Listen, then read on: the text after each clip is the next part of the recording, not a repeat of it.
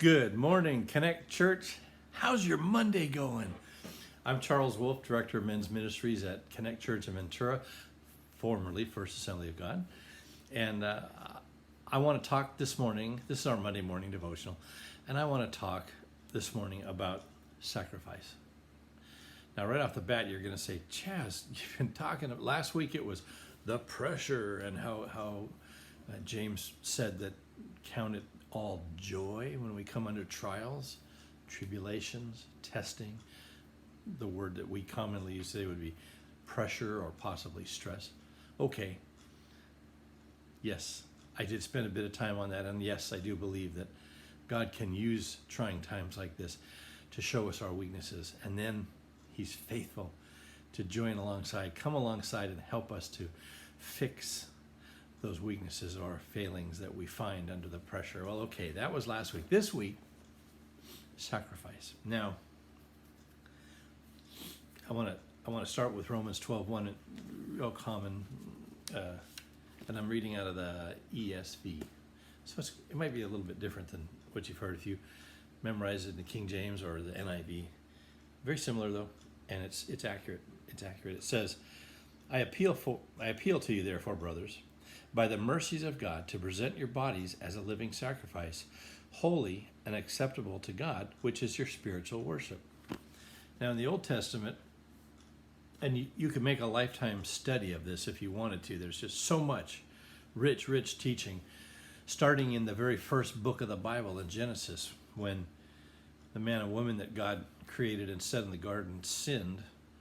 He had to come in and he had to shed the blood of a couple of innocent animals, some innocent animals, and he skinned them and he created clothing for the very first time, and he used that shedding of innocent blood to cover the nakedness of the man and woman. And it was only then, after the initial sin, was it known that they were naked. But he wanted to continue in communion with them, and in order to do that, he had to cover them, and so he shed this innocent blood. Well, you follow that all the way through the Bible, and the Levitical priests had incredibly detailed directions and laws regarding animal sacrifice. The blood was usually brought in, the bodies taken out and burned. And that was a forecasting of Christ being taken out to a hill called Golgotha, or the place of the skull, where he was sacrificed for you and I. And his innocent blood is what covers our sin, yours and mine. And I want to also now go to Hebrews. Hebrews.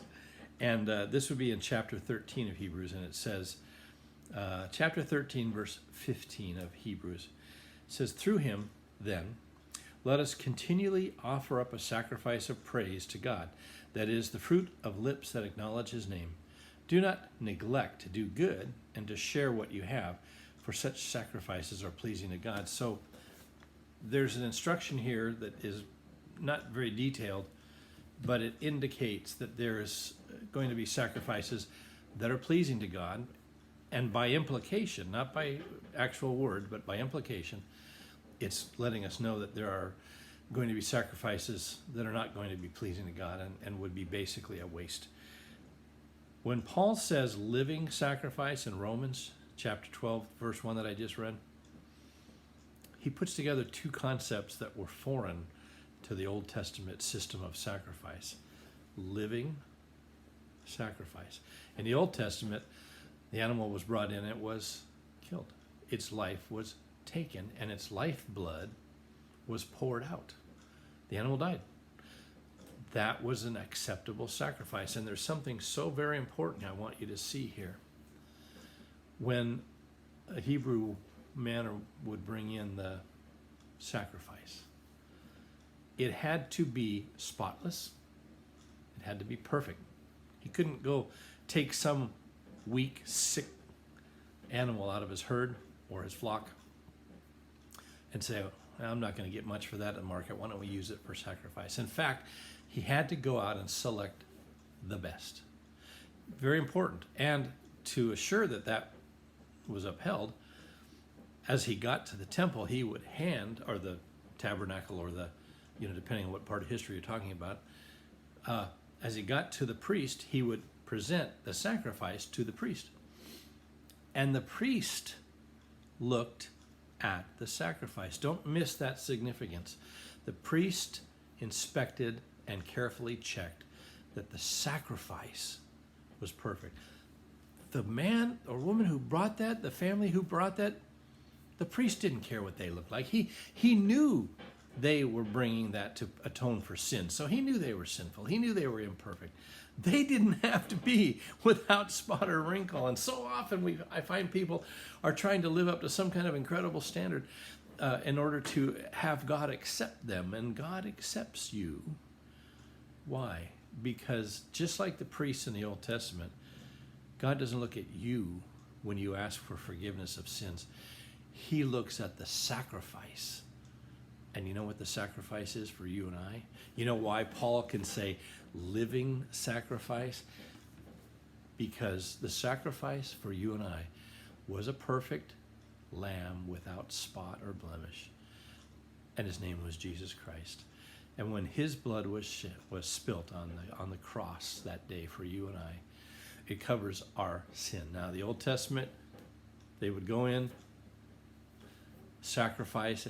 If the priest felt that the animal met the requirements, blood was shed, sins were atoned, they were covered.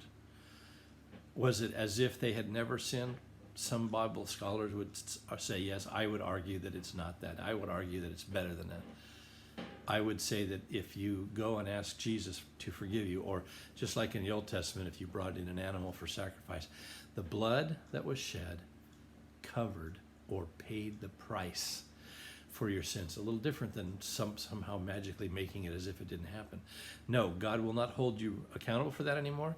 And if you literally died and went to stand before him right now, he would turn to his son Jesus and he would say, this is Charles Wolf, what about his sins? And Jesus would say, they're covered. Ah, that's an amazing thing. What an amazing promise. So, are the things that God is going to ask you and I to sacrifice? Yeah, the fruit of our lips, offering praise, praying without ceasing, constantly doing things that please God.